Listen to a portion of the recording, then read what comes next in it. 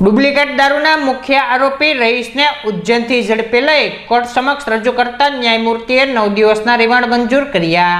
મધ્યપ્રદેશના ઉજ્જૈન ખાતે રહેતા રહીશ અસારીએ વર્તેજ ખાતે રહેતા ગૌતમ સોલંકી સાથે મળી ડુપ્લિકેટ દારૂ બનાવ્યો હતો, જેનું સેવન કરનાર 8 લોકોના મોત નિપજ્યા હતા, જ્યારે 20થી વધુ દર્દીઓને સારવાર હેઠળ ખસેડ્યા છે। આ સમગ્ર લઠ્ઠાકાંડની તપાસ એસએમસી ચલાવી રહી છે, જે તપાસમાં ઉજ્જૈનથી રહીશ અસારીને ઝડપી લઈ કોર્ટ સમક્ષ રજૂ કરતા ન્યાયમૂર્તિએ 9 દિવસના રિમાન્ડ મંજૂર કર્યા હતા।